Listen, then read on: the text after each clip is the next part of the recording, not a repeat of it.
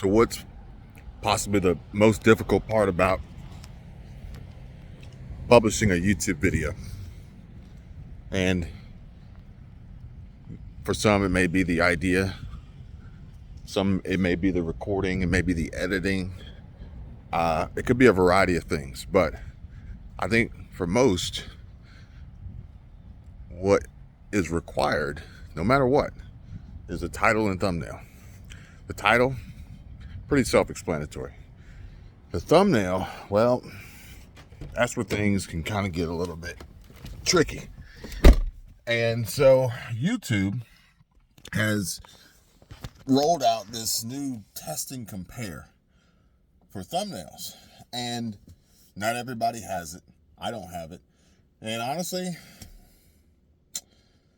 I will use it. But how I use it is going to be most important for me and for anybody else for that matter. And I do have an opinion. And my opinion is a little bit selfish. And that is, for instance, let's compare Sam Sulek and his thumbnail format and strategy, which YouTube offers this for everybody. As you know, a sample, they give you 3 options to choose from of stills they've snapped from your video that you could select to use as a thumbnail. It is what it is. And honestly, if you got the right video, it doesn't really matter what thumbnail it is. It really doesn't. It really doesn't. But technically, you're supposed to make a thumbnail. And what a lot of coaches would recommend, a lot of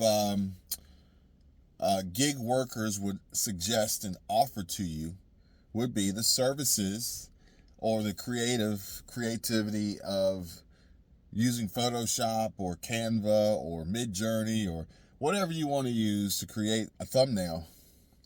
That's what they would recommend. Now, granted, your thumbnail is going to be interesting because if you're starting a brand new channel, your thumbnail really has no bearing at all. It doesn't. Because you don't know who your audience is just yet because YouTube hasn't assigned you an audience. Although you're probably making content specifically targeting an audience. For instance, I'm making content specifically targeting YouTubers and YouTube content creators. So in theory, I should be, because this channel is new, it's young. There's very little subs, views, impressions, no data really. So in theory, I should be looking at the types of thumbnails that interests the audience that would watch this type of content. Which, if you really wanted to do that, I mean, there's probably at least 50 different styles of thumbnails that Colin and Samir would use, or Film Booth would use, or Creator Booth would use, or Nate Black would use, or channel makers would use, or whoever. It doesn't matter. vidIQ, TubeBuddy, Think Media. They're all different. They're all different. Now, as I said, my opinion on this is this thumbnail style format is a little bit selfish. But inherently, let's just say if we were to look at Veritasium and his explanation of familiar but intriguing in regard to a very effective thumbnail, almost, in this relationship to the crazy hot matrix, where you don't want to get too crazy. You don't want to get too close to hot because you get too close to crazy. You don't want to get too close to exceeding the limits of reality and no one believing it to click on it. So, yeah, then that can be tiresome. That can be stressful, very taxing, right? But Sam Sulek literally executes on familiar but different from the sole standpoint of how he looks. Not to mention the simplicity of his thumbnail that is unlike every other thumbnail that automatically makes it stand out. But that's not why, in my opinion, I would prefer to go that route. There's a good reason. There's a really, really good reason why we want to go that route. And the A/B/C testing that YouTube's going to roll out with this thumbnail option that they'll eventually give to everybody, theoretically, I may just use 3 separate selfies. Three. I may use the 3 options that YouTube gave me, and let's just see how good YouTube is at deciding what people want to click on. But if you watch my video that I put up yesterday, then you'll know that the thumbnail click-through rate doesn't really matter. And all that matters is, well, go watch the video. You need to go watch the video. Because at the end of the day, in order to get the views, you gotta... I was explaining to my wife today about market cap in relation to a stock price. And it doesn't matter what the stock price is if the market cap doesn't change. So it doesn't matter what your click-through rate is if your views aren't going to change. You see what I'm saying? So go check out that video if you want to know more about it. But here's the deal. I've got another channel. I've got several other channels. And I don't mention them on purpose because I don't want them to become the same channel, which could happen. If too many of your old viewers find your new content, your audience will just duplicate itself. And I don't want to do that. I don't want the same audience, and I'm not trying to have the same conversation, so I need to keep it separate. But in that old or different channel audience, I realized, I found out that the better you do, the more likely people are to replicate. For instance, the Mr. Beast syndrome of replication. And he's not the only one. I saw somebody the other day who looked to replicate Matt Armstrong to the T, and rebuilding a wrecked car, and he's tatted up. I didn't hear him speak. Maybe he's got a British accent. So, yeah, folks are going to jump into the game. They're going to do their research. They're going to run their tests. They may even buy into somebody's course, take channel jump start or whatever it may be, and learn. You should model after someone else doing well in your space, or at least inspire creativity from that. But most people are just going to copy it. Most people are just going to copy it and make it their own.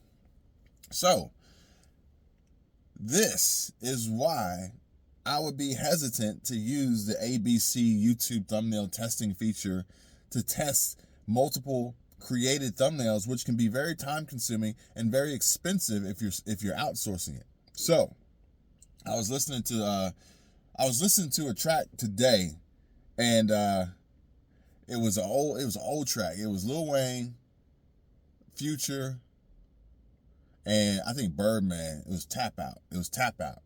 And I'm listening to it, and at the end of it, I hear Future just kind of just like going all over the place with his vocals. I'm like, I know it's Future. I can hear Future. But I also know and realize that now we're moving on to an age of voice cloning and AI. So now I'm thinking, how are we going to protect our intellectual property, ourselves, our being, our personality? Most importantly, our voice from copyright. I thought about this years ago when OnlyFans was taking off real strong, and I'm thinking, well, everybody's content's going to get leaked. So it makes OnlyFans obsolete. So now this would be a great opportunity for NFTs to really latch on and create some form of online security where you could claim the rights to your content, but that never happened. Now you just see a lot of folks doing, the DMC strike or the DCMA or DMCA. I don't know which one it is, but they do the strikes to try to take their content down that's been stolen, but it's an exercise in futility. So that's that. Now I'm thinking, okay, well, history is going to repeat itself. Eventually, we're going to start to see people's voices stolen now that we have voice cloning. Well, in addition to voice cloning, we've got AI and generative AI, and we have Itana. Itana is the Clueless brand's virtual supermodel or model that they use, and, she She's got more followers than I'll ever have on Instagram, and she's not a real person. It's just an image. It's computer generated, ones and zeros. It's prompts, okay? So, I mean, honestly, I'm to the point where I'm saying in a few years, an artist will come out. They'll look a certain way. They'll sound a certain way. It'll all be created, which I have the opinion that popular music is popular because of science.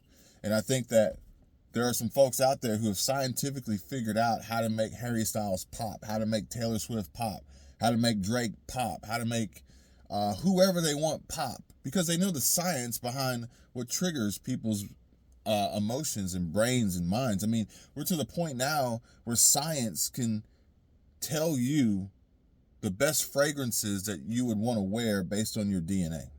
Come on now, let's think about this.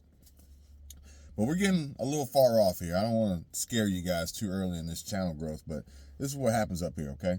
So, I can see us getting to the point where an artist is introduced and this artist isn't real by any stretch of the imagination, and this artist may sound like Future.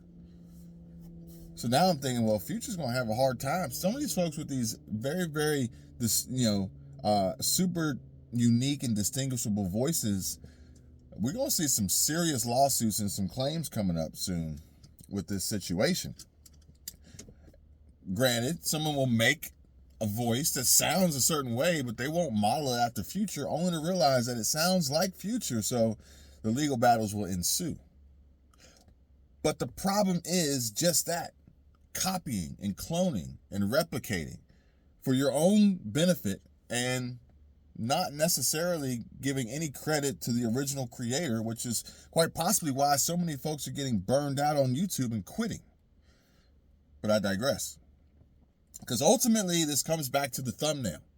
And if you've got really good thumbnails, people are going to try to copy and clone your thumbnails.